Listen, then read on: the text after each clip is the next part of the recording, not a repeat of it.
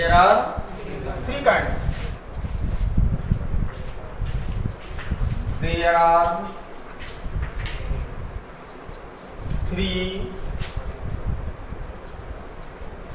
kinds of participles. Number one, present participle. सबसे पहले होता है प्रेजेंट पार्टिसिपल. क्या होता है? Number two, past participle. Number तीन, perfect participle. Okay. Present participle में क्या होता है?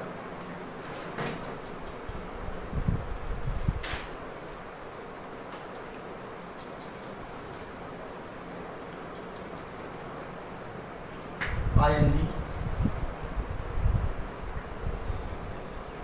ING form.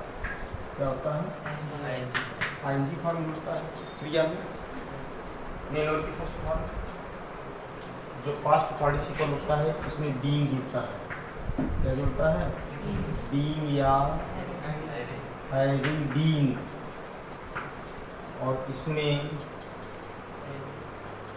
Having plus third form of main verb. हो गया?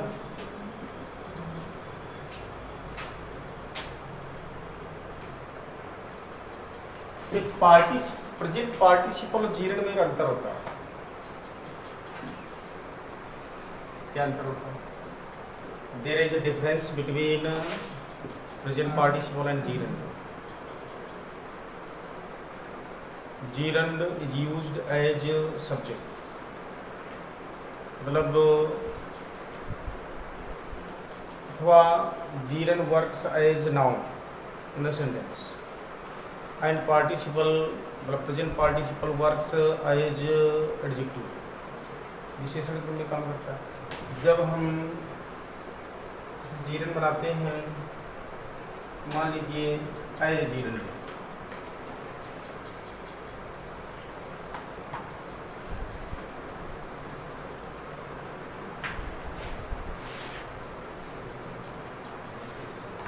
Swimming is good for him. ये बन जाता है. अब देखो ये स्विमिंग सब्जेक्ट के रूप में काम करता है. ठीक. अगर हम इसको कर दें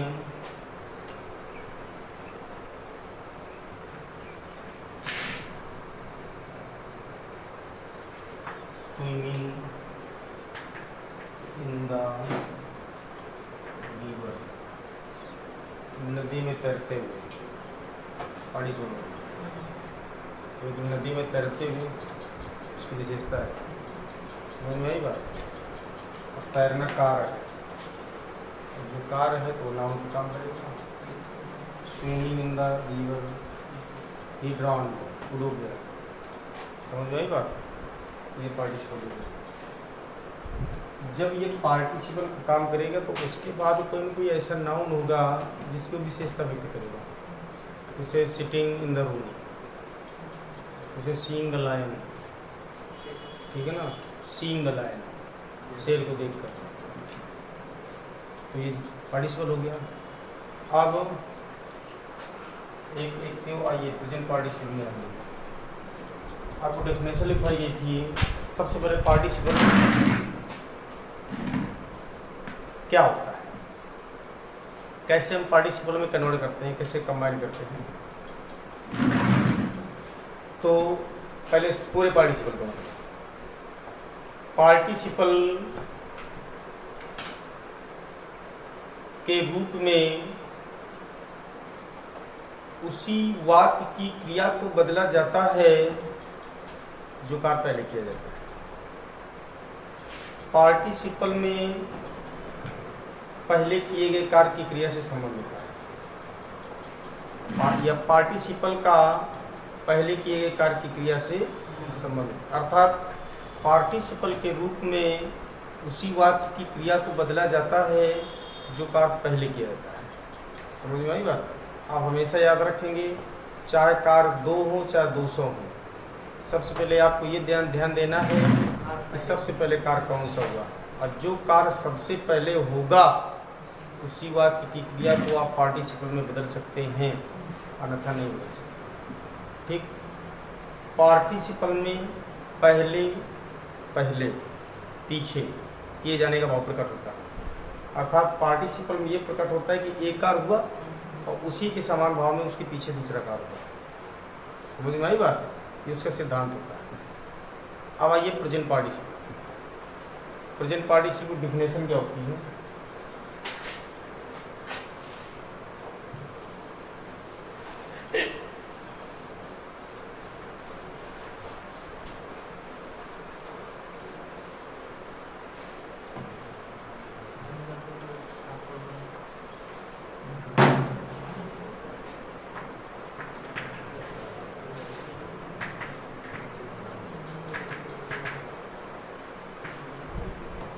प्रेजेंट पार्टिसिपल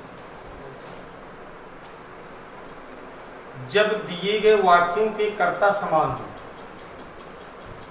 जब दिए गए वाक्यों के कर्ता समान हो तथा दोनों वाक्यों में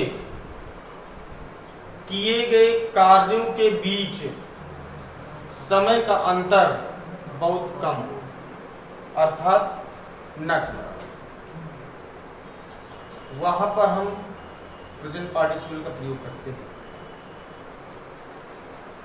प्रेजेंट पार्टिसिपल में बदलने के लिए अभी मैंने बताया था कि पार्टिसिपल का संबंध पहले किए गए कार्य की क्रिया से होता है, तो जो कार्य पहले किया जाएगा, जब अभी मैंने उसके पहले बताया था कि सिंपल सेंटेंस बनाया जाता है इसमें, तो सिंपल सेंटेंस में केवल एक ही मुख्य क्रिया होती है, और जब एक मुख्य क्रिया होती है तो जो कार्य पहले किया गया उसकी क्रिया को हम पार्टिसिपल में बदल देंगे तो उसका कर्ता हट जाएगा, ऑटोमेटिक हट जाएगी नहीं। ये कब हटेगा? जब दोनों वाक्यों के कर्ता समान होते हैं, जब दिए गए वाक्यों के कर्ता समान, ठीक है ना, तथा दोनों वाक्यों में किए गए कार्यों के बीच समय का अंतर बहुत कम हो, अर्थात ना के बराबर हो, वहाँ पर आप प्रेजेंट पार्टिसिपल का प्रयोग करते हैं।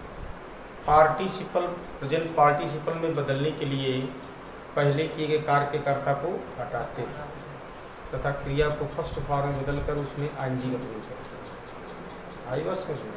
इसके बाद उससे संबंधित अन्य शब्दों का प्रयोग करके कॉमा लगाते हैं, फिर दूसरे वाक्य को ठीक उसी प्रकार जोड़ देते समझेगा ना। जैसे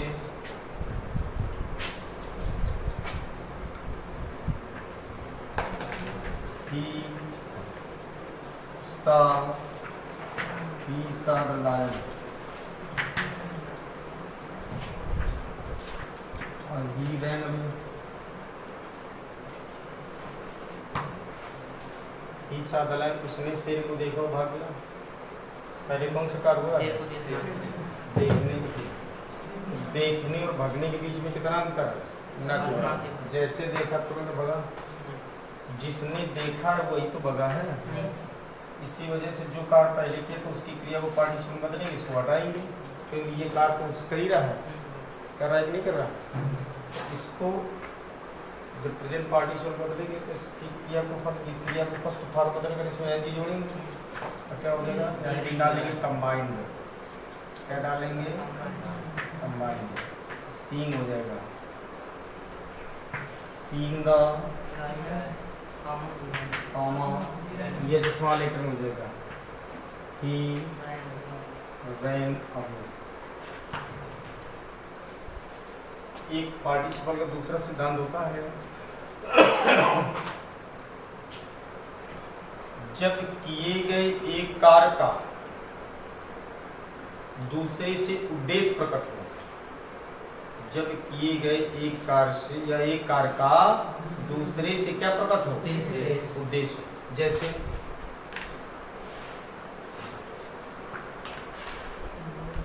She opened her book.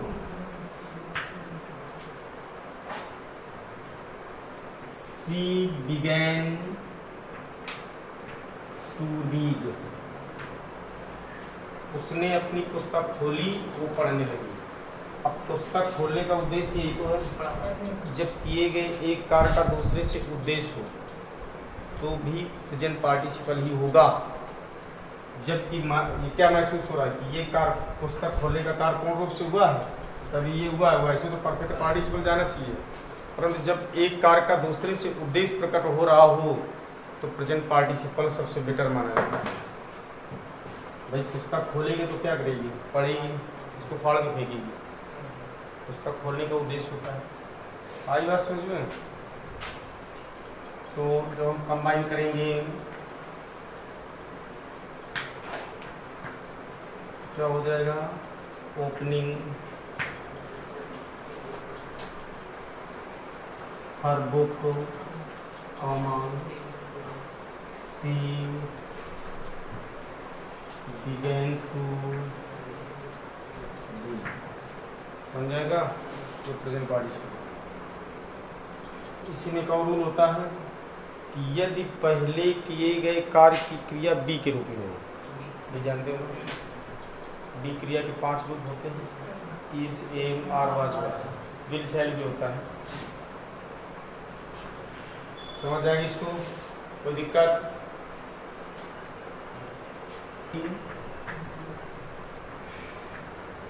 पहले यदि पहले किए गए कार्य की क्रिया बी के रूप में हो,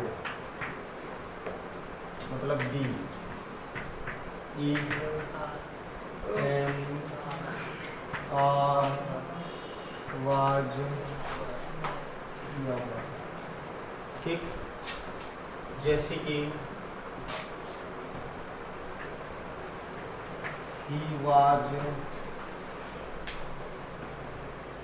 hungry, he was hungry, he took his food, वो भूखा था, उसने भोजन किया। पहले भूखा ही होगा तब तो भोजन करेगा, जब भोजन कर चुकेगा इसके बाद भूख लगेगी, तो नहीं होगा, बेकार करेगा। जो भूखा था उसी ने भोजन किया, यही कि नहीं किया? पहले किए गए कार्य की क्रिया बी के रूप में है, तो प्रेजेंट पार्टिसिपल बनाने में क्या जाएगा, being hungry, being hungry, comma, he took his, बन जाएगा। एक रूल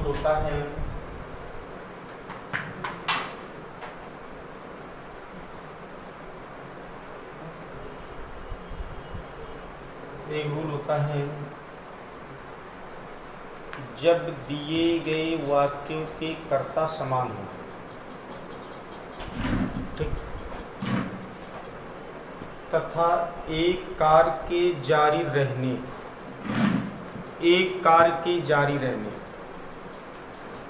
ठीक, अथवा लगातार चलते रहने का भाव प्रकट हो, तथा उसी में दूसरा कार्य घटित हो जाए। क्या हो जाए? दूसरा कार्य। जैसे आई वॉज गोइंग या I was walking in the garden, मैं बगीचे में टहल रहा था। अब आई सा अ पॉइजनस स्नेक, मैंने जहरीला सर्प देखा, तो टहलने का कार्य जारी था, उसी में देखने का हो गया। तो जिसने जो टहल रहा था वही तो देखा। तो जब दिए गए वाक्यों के कर्ता समान हो तथा एक कार्य के जारी रहने अथवा लगातार चलते रहने का भाव प्रकट हो, ठीक, तथा उसी कार्य के बीच कोई दूसरा कार्य घटित हो जाए, तो ऐसे वाक्यों को पार्टिसिपल में बदलने के लिए जो कार्य पहले से जारी था, जो कार्य पहले से जारी था, उसी वाक्य की क्रिया को पार्टिसिपल में बदलेंगे। और एक चीज याद होती है कि जो कार्य जारी हो हमेशा इसी फॉर्म में चलेगा, चाहे प्रेजेंट हो, चाहे पास्ट कंटिन्यूअस हो, चाहे फ्यूचर कंटिन्यूअस हो। तो जो कार्य पहले से जारी था उसी वाक्य की क्रिया को पार्टिसिपल में बदलेंगे, तथा साथ ही साथ उसके ठीक पहले वाइल का प्रयोग करेंगे। क्यों? वाइल एक संकेत देता है। ये जो वाइल है ना, वाइल कहता है कि हमारा प्रयोग तब करो, हमारा प्रयोग तब करो जब दो कार्य एक साथ जारी रखो। तो जब सिंपल बनाते हैं एक समस्या होती है, जब सिंपल बनाएंगे तो एक ही फाइनल नंबर होगी। और इसी का प्रयोग कॉम्प्लेक्स में भी आता है, आता ही नहीं आता? किसमें आता है? कॉम्प्लेक्स में कौन से रूल पर आता है? इस क्लास में आता है। क्यों? इस क्लास में आता है। एग्जाम्पल देते हैं।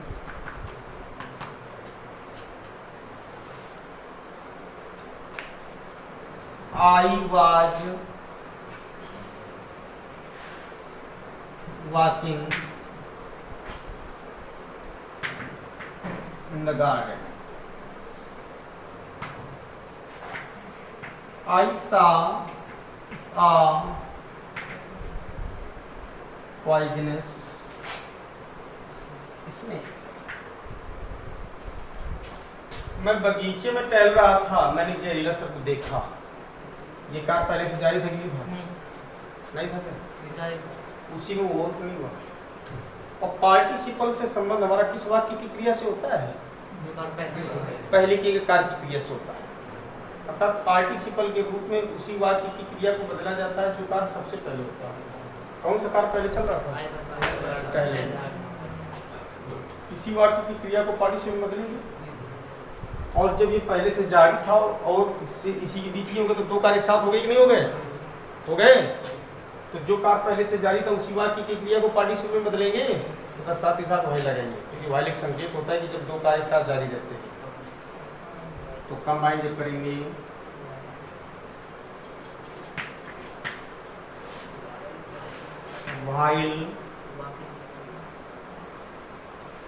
while walking in the garden, comma, I saw a poisonous snake। बन जाएगा। अभी बता देना कोई दिक्कत हो, और बाद में क्वेश्चन पटक के मारेंगे। अभी जिसको दिक्कत हो बताइए।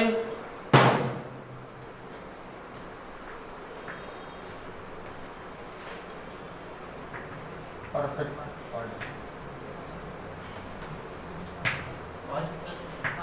अरे तो लिख गया तो पास बाद में पढ़ लेना। तुम भगे जा रहे हैं, हम भी तुम भगे जा रहे हैं। परफेक्ट पार्टिसिपल हो जाएगा। ज्यादा तुमको प्रॉब्लम हो रही थी पास्ट पढ़ रहा। परफेक्ट पार्टिसिपल, परफेक्ट पार्टिसिपल क्या होता है? इसकी डेफिनेशन क्या होती है? जब दिए गए वाक्यों के कर्ता समान हों, जब दिए गए वाक्यों के कर्ता समान हो, समझ में आई बात? तथा दोनों कार्यों दोनों वाक्यों तथा दोनों वाक्यों में किए गए कार्यों के बीच समय का अंतर पर्याप्त हो। समझ में आई बात? अर्थात एक कार्य के पूर्ण रूप से समाप्त होने के ही पश्चात दूसरा प्रारंभ हो, वहां पर हम परफेक्ट पार्टिसिपल का प्रयोग करते हैं। समझ में आई बात? नहीं समझ में आई बात? परफेक्ट पार्टिसिपल में बदलने के लिए पहले के दोनों वाक्यों कर्ता समान होंगे, तो जिस वाक्य की क्रिया को पार्टिसिपल बदलेगी उसके सब्जेक्ट को हटाना जरूरी होता है। तो पहले और पार्टिसिपल का संबंध पहले किए गए कार्य की क्रिया से ही होता है। तो इसमें पहले के कार्य के कर्ता को हटाएंगे नहीं हटाएंगे, तथा क्रिया को थर्ड फॉर्म में बदलेंगे। किस फॉर्म में बदल करके? क्रिया को थर्ड फॉर्म में बदल करके उसके ठीक पहले हैविंग का प्रयोग करेंगे। इसका प्रयोग करेंगे। इसके बाद उस वाक्य से संबंधित अन्य शब्द यूज करेंगे, फिर कॉमा का प्रयोग करके दूसरे वाक्य को ठीक उसी प्रकार नहीं समझ में आई बात। जैसे फॉर एग्जाम्पल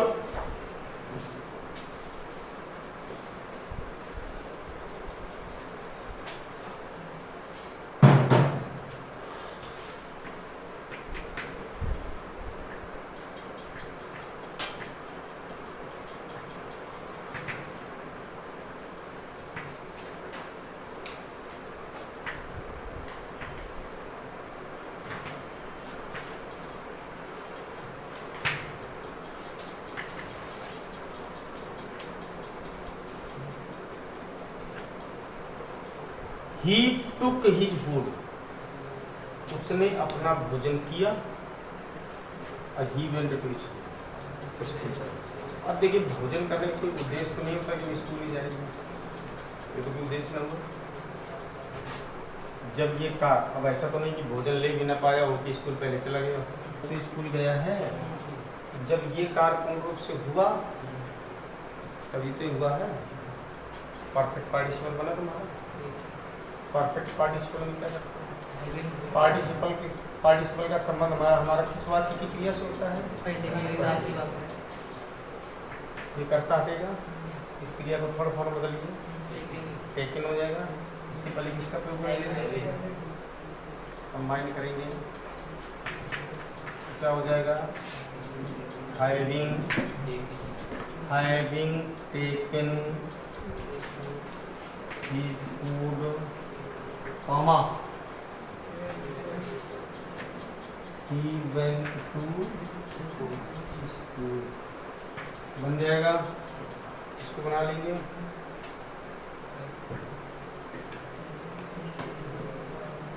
कंबाइन करेंगे तो having finished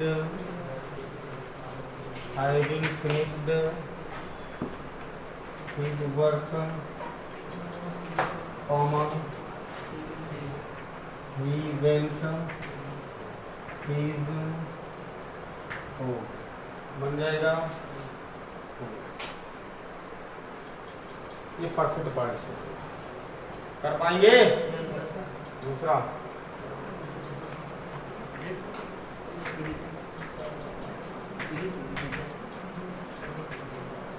पास्ट पार्टिसिपल आ गया, वो बताओ लेते past participle.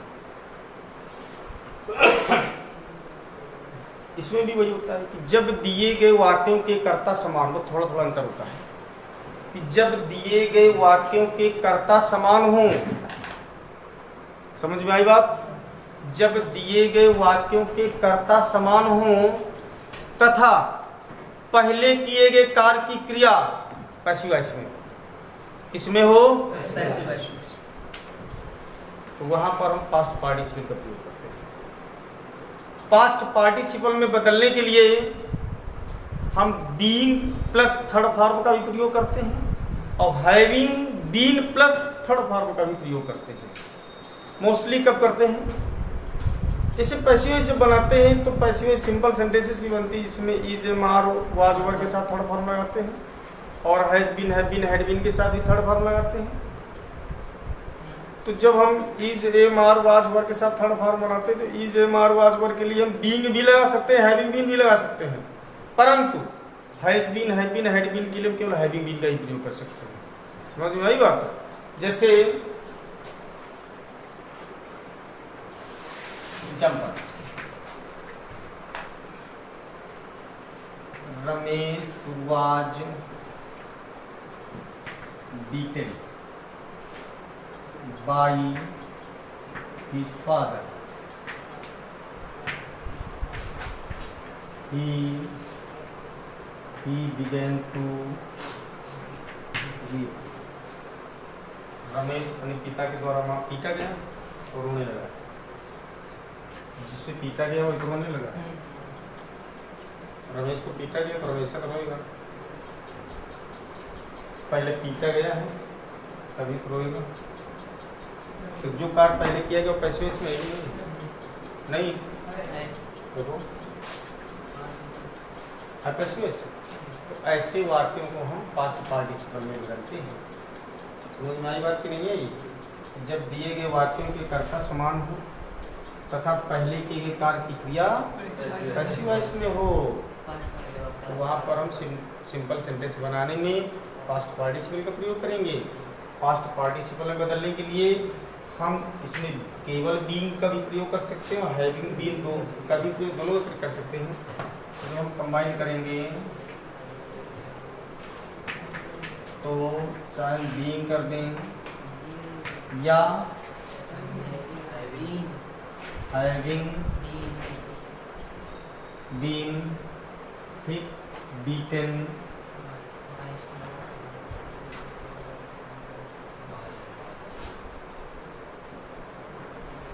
By his father. अब ही का प्रयोग किसके लिए किया गया है? तो यहाँ ही की जगह रमेश आ जाएगा कि नहीं आएगा?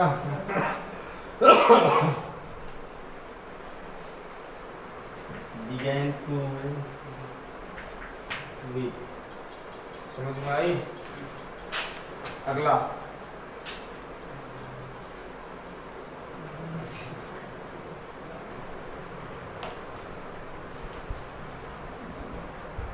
एक शर्त के द्वारा काटा गया है,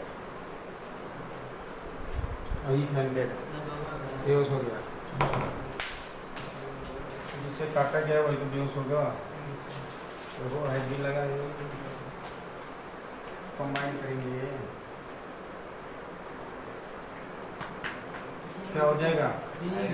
हैविंग बीन, केवल बीन नहीं, हैविंग बीन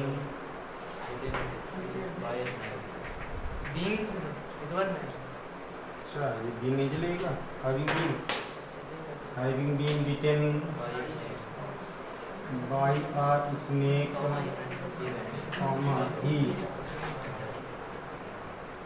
ही फेंटेड। समझ में आई बात? हो गया। अगला रूल क्या होता है नोट करेंगे? आई सा मैन या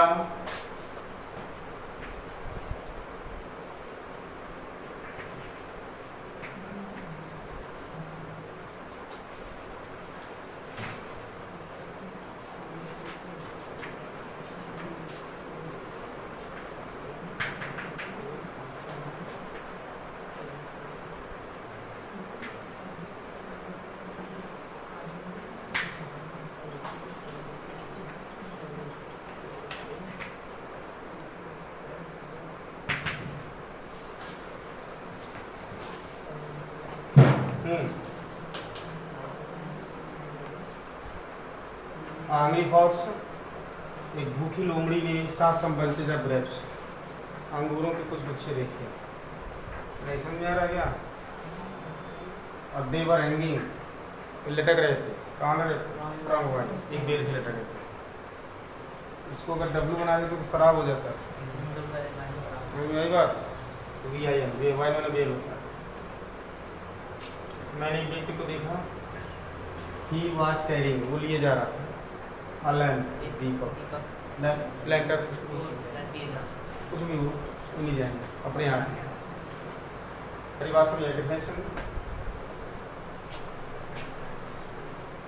जब दिए गए वाक्यों में, ये वाक्य दिए गए हैं, जब दिए गए वाक्यों में किसी एक वाक्य का ऑब्जेक्ट, किसी एक वाक्य का दूसरे वाक्य में सब्जेक्ट है। इसमें किस वाक्य का ऑब्जेक्ट किसमें सब्जेक्ट है? मैं किसमें सब्जेक्ट है? तो इस वाक्य का ऑब्जेक्ट इस वाक्य में सब्जेक्ट है कि नहीं है? है। तो यदि दिए गए वाक्यों में किसी एक वाक्य के ऑब्जेक्ट, किसी एक वाक्य का ऑब्जेक्ट दूसरे वाक्य में क्या हो तथा उस दूसरे वाक्य में उस ऑब्जेक्ट की व्याख्या की गई हो, व्याख्या की नहीं? व्याख्या तो है। तो पार्टिसिपल बनाने में उस दूसरे वाक्य की क्रिया को जिसमें उसकी व्याख्या की गई हो, उस दूसरे वाक्य की क्रिया को जिसमें उसकी व्याख्या की गई हो, पार्टिसिपल में बदलकर, समझ में आई बात? तथा उससे संबंधित अन्य शब्दों को उस दूसरे वाक्य के ऑब्जेक्ट के ठीक बाद जोड़ दे। समझ में आई बात? कुछ भी नहीं सोचना है। यदि एक वाक्य का ऑब्जेक्ट दूसरे वाक्य में सब्जेक्ट हो तथा उस दूसरे वाक्य में उस ऑब्जेक्ट की व्याख्या की गई हो, तो पार्टिसिपल में बदलने पर उस दूसरे वाक्य की क्रिया को, चाहे वो प्रेजेंट पार्टिसिपल में हो चाहे वो पास्ट पार्टिसिपल में हो, जैसा दिया गया में बदलकर तथा उससे संबंधित अन्य शब्दों को उस ऑब्जेक्ट के ठीक बाद जोड़। समझ में आई बात? तो कैसे जोड़ेंगे? कमांड करो। आई saw a man carrying a lamp in his बनेगा। एक भूखी लोमड़ी ने अंगूरों के कुछ गुच्छे देखे। ये सम बंचेज ऑफ ग्रेप्स इस वाक्य का ऑब्जेक्ट ठीक नहीं, और यही ऑब्जेक्ट यहाँ सब्जेक्ट ठीक नहीं है, क्योंकि एक वेल से कौन लटक रहे थे? तो ये गुच्छे, ये तो इस वाक्य में सब्जेक्ट है। जब एक वाक्य का ऑब्जेक्ट दूसरे वाक्य में क्या हो, तथा उस दूसरे वाक्य में उसकी व्याख्या हो, तो उस दूसरे वाक्य की, तो सिंपल सेंटेंस बनाने में उस दूसरे वाक्य की क्रिया को प्रेजेंट पार्टिसिपल अथवा पास्ट जैसा दिया हो, प्रेजेंट में दिया हो तो प्रेजेंट में, पास्ट में दिया हो तो पास्ट में, तथा उससे संबंधित अन्य शब्दों को उस ऑब्जेक्ट के ठीक बाद जोड़ देंगे। जोड़ लेंगे। अब कैसे जोड़ेंगे? तो a hungry fox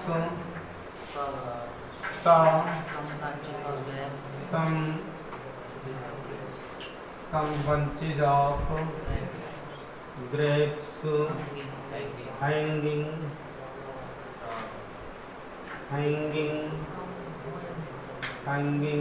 from a vine बन जाएगा। इसी में एग्जाम्पल और होता है।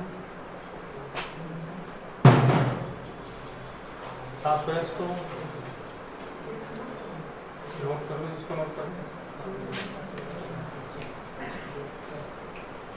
जैसे है कि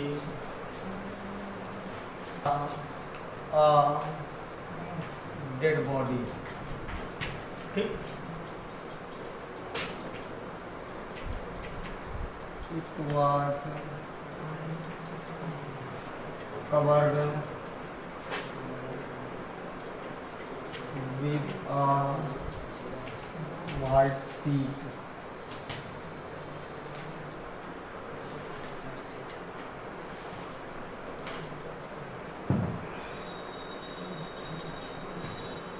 हमने दो एग्जाम्पल इसको सोच समझ के लिखे हैं।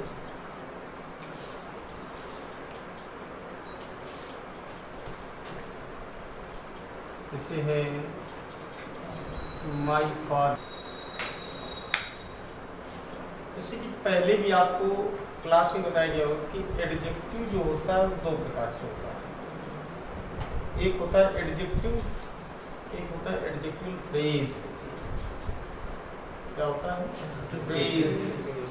फ्रेज का मतलब वाक्यांश। फ्रेज क्या होता है? वाक्यांश होता है, वाक्य का अंश होता है। मतलब a phrase is a group of words that makes a sense but not complete sense. It has neither a subject nor a verb. It is only a part of sentence. एक जो फ्रेज होता है शब्दों का समूह होता है, ठीक है ना? जैसे in the morning,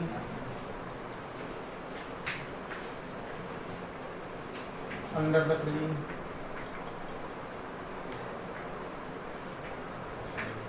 with blue eyes,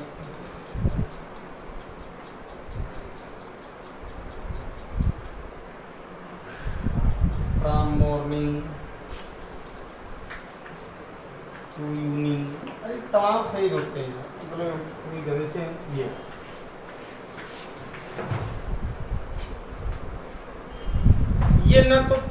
ये न तो कोई सब्जेक्ट इसमें, देखो है किसमें सब्जेक्ट, और न तो इसमें कोई क्रिया है कोई क्रिया। ये भाव तो एक्सप्रेस करते हैं मॉर्निंग, सुबह कोई भाव तो बताना चाहते हैं, लेकिन पूर्ण भाव नहीं। और शब्दों के एक समूह भी होता है,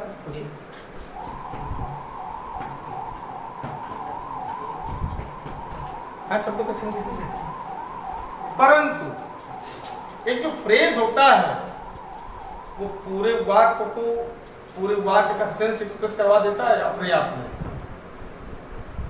आप पूरे वाक्य का सेंस एक्सप्रेस करवा देता है, इतनी उसमें क्षमता होती है।